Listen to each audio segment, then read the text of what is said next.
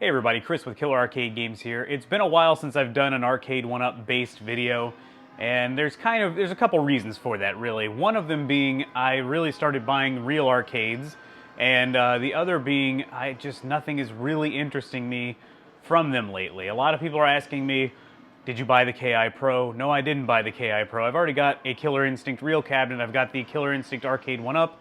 And I have a Killer Instinct that I made out of an Arcade1Up in 2018. I don't need the Pro. I've been thinking about this topic for about 2 months now, so I decided to sit down and write out my thoughts on a notes page on my computer. And I came up with 5 signs that I think show that Arcade1Up is in decline, or possibly heading into a troublesome period in their company's history. I do want to be clear, this is just my opinion. I don't hate Arcade1Up. Yes, I have a few Arcade1Ups, and yes, I prefer the real arcades, and I'm slowly replacing those with real arcades. But it doesn't mean I hate the company or anything, so don't take this as a view from an Arcade1Up hater. I do think Arcade1Up has been responsible for at least a decent portion of the interest in arcades rising again. So there are good things and bad things about the company. Number 1 on this list would be waning interest from fans. I know I'm feeling it. That is because I have room to have real arcades now, but I do know there are a number of Arcade1Up fans who have fully moved on to real arcade ownership.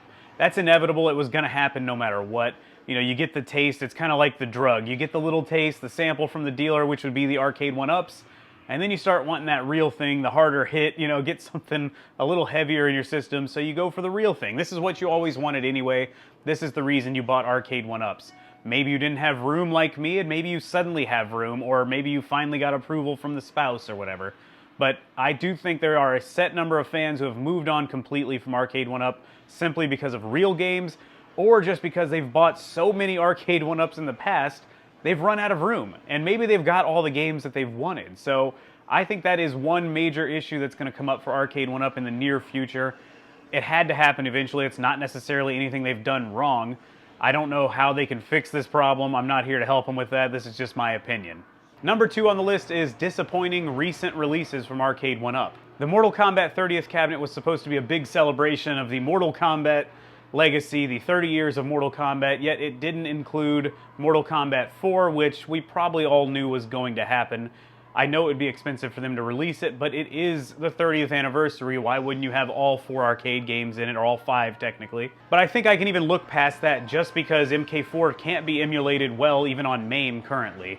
Plus, the online play was pretty awful. If you weren't on a wired connection playing against someone on a wired connection, you were probably not going to have a good experience. The lag was so bad it affected both players' inputs. It felt like you were playing in slow motion, and it just was no good. Their long-awaited, long-anticipated NFL Blitz cabinet, which this is not, by the way, this is one I made, was also kind of a disappointment. They really had no choice but to remove late hits, and I fully understand that, as I didn't think it was ever going to release anyway because of the violence and because of how sensitive the NFL is to controversy right now. Even if you look past the late hits, the biggest issue is with them being removed, it caused them to essentially port the arcade version to an Android-based system, and it really kind of threw off the entire feel of the game, in my opinion.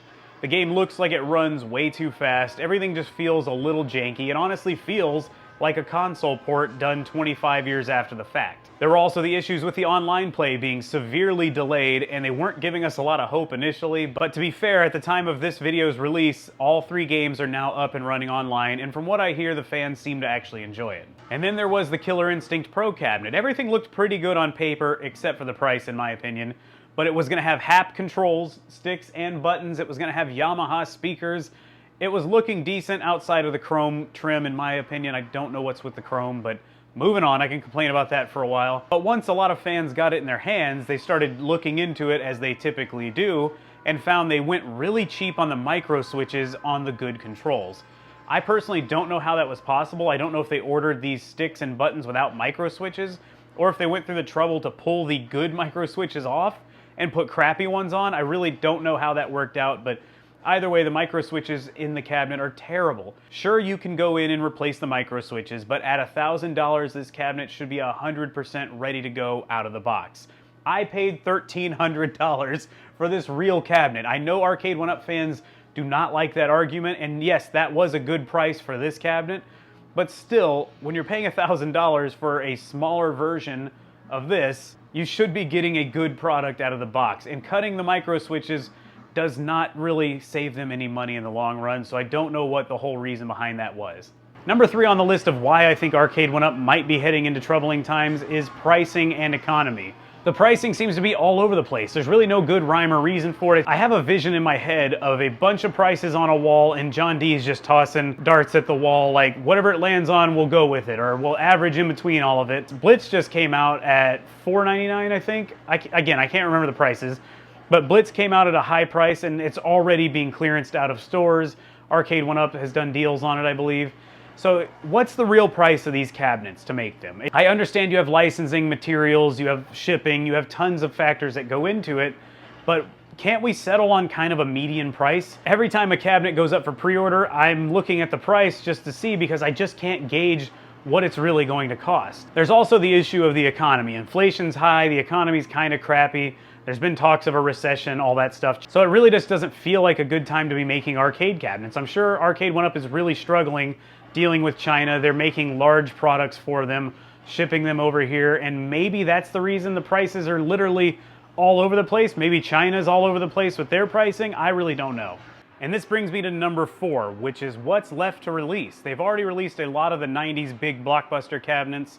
They've released a lot of the 80s cabinets. I don't personally see them going back to revisit the 80s much. Maybe they'll release a Q*bert cabinet or a few of the other games that people were wanting. I don't know what else is left for them to release that's going to be really exciting to a large number of fans. I'm sure you're screaming the name of a game at your screen right now, so just leave it in the comments. I would appreciate it, because I do want to do another video on games that Arcade1Up should release, that the fans really want, that haven't come out yet.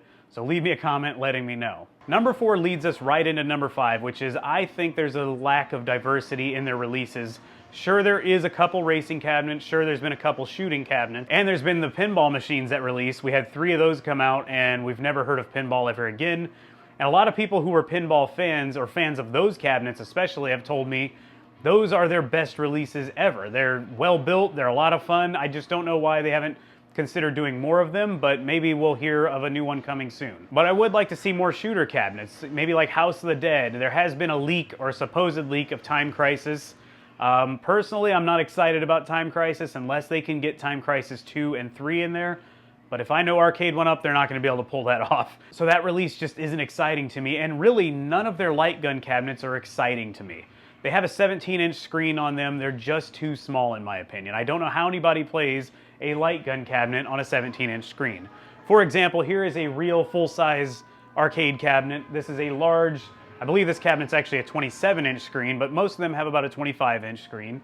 And here is an Arcade1Up cabinet that I sawed the top off of long ago, turned it into a Carnival, and put a 32-inch TV on top. This gives me a 25-inch diagonal play field, or almost a full 25 inches. I think it's like 24.3 or something.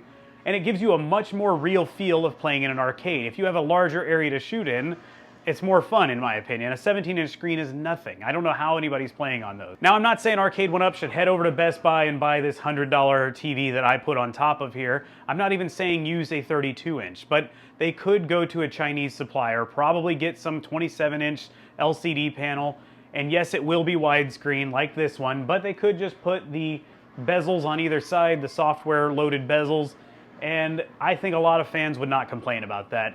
Personally, I always prefer a 4x3 screen, but no one really is making a good and reasonably priced 4x3 25-inch LCD. It's just not there. So Arcade1Up could do something similar, and I don't think fans would complain one bit. Personally, I'd take this 50 times over a 17-inch 4x3 screen. Also, in the lack of diversity part, there has been a couple racing cabinets released by Arcade1Up. Ridge Racer and Outrun. Outrun actually had a sit-down version, which was just a bench that you sat on with a padded seat.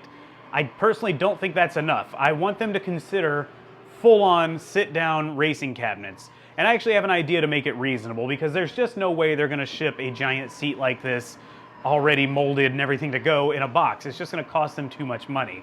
They could just sell the regular bench seat with the pad on it, but underneath the pad, when you lift it up, there could be mounting holes for a real racing seat. This could give them the option to upsell customers and say, hey, you may not want a $1,000 pro racing cabinet, but You could buy an add-on seat from us. They could ship it direct. It'd be one large box rather than one gigantic box with the game and everything inside. And it could be sold as an upgrade. I mean, they could actually be upselling customers this way. And I don't think too many people would complain because you don't have to buy it. But if you do want a good sit-down racing experience, you could get a nice racing seat from Arcade1Up, bolted onto your bench seat, and the cabinet would instantly feel a lot more valuable and have a lot more replay as it's more comfortable. I'd also love to see new racing games. I'm sure a lot of you want to see Daytona USA. I'm sure a ton of people want to see Cruisin' USA, but you're just not going to see the Cruisin' game because Nintendo has the license. They're more than likely never going to allow Arcade1Up to release a Nintendo game. The only reason we got to see Killer Instinct was because Nintendo no longer owned the Killer Instinct license anymore. Microsoft bought it from them. But they do still own Cruisin', so I wouldn't expect to see that, but there are games like Cruisin'. There is California Speed, which is an Atari/Midway game. I don't know who owns it now, but it has like 12 tracks on it or something. I just bought one, a real one. It's in my garage right now. It's a great alternative to Cruisin' USA. It feels like it. Fun animated stages, more arcade feeling racing. And I think that would be a good release. I know a lot of people also want to see Rush the Rock or San Francisco Rush. That actually is possible. It's within the realm of possibility. It does take a lot of power to emulate this game smoothly, but I'm not going to say Arcade1Up can't pull it off. If they hire a good company like Code Mystics to work out emulation, optimize the emulation, it's possible we could see San Francisco Rush. Don't get too excited. Don't expect Hydro Thunder to come out. This game actually runs on a full-size PC in the back of it. No one has been able to emulate it yet. I don't know if it's impossible or if no one has taken the time to. But it is a full-size PC. I believe it is running a version of Windows. I don't know. Could be Linux, could be Windows, but either way, it's never been emulated. This is why I bought the full-size. I love this game and I wanted it in the house. So that's all for my 5 reasons Arcade1Up may be heading into troubled waters, but don't leave just yet. I do have a tip that I want to give to hardcore Arcade1Up fans. Take this in the spirit which it's intended, and remember, I don't hate Arcade1Up. I want to see them succeed because it does help the overall arcade world, in my opinion. But the fans really do need to stop defending every mistake made by Arcade1Up. There are a lot of people on the social media groups, there are a lot of people in the comments on YouTube videos who will essentially attack people for having legitimate gripes about the cabinet they just paid hundreds of dollars for, if not $1,000 for. Remember, Arcade1Up's not doing you a favor by releasing these games. You are paying good money for it, and you should get a good product. I think that they are releasing what they think fans will like, and if you're not loud enough and tell them when, hey, this really missed the mark, or these micro switches are crappy, and yes, we can tell that there are crappy micro switches in this $1,000 KI Pro cabinet, they're never going to learn from their mistakes. They're never going to decide, okay, well, we shouldn't cut costs here. We should deliver a good product here, and we should cut costs elsewhere if we need to. So if you were burned by the last couple of Arcade1Up releases, take a step back. Let them know that we did not like what you've done recently, and I'm not going to pre-order your next product without seeing reviews first. So that's my tip to Arcade1Up fans. You're welcome to debate that in the comments if you want. I'll even reply if you've got a good point on that, but that's how I personally feel, and I think that's really the right way to go. Vote with your voice and your dollar in this case, and maybe Arcade1Up will continue to improve. Thank you guys so much for watching. I hope you enjoyed it. It was probably longer than I intended. I hope Arcade1Up ends up pulling out of this and does better. If you made it this far in the video, give the video a thumbs up. Subscribe if you're new to the channel for more arcade content. And I'll see you guys on the next video. Thanks for watching.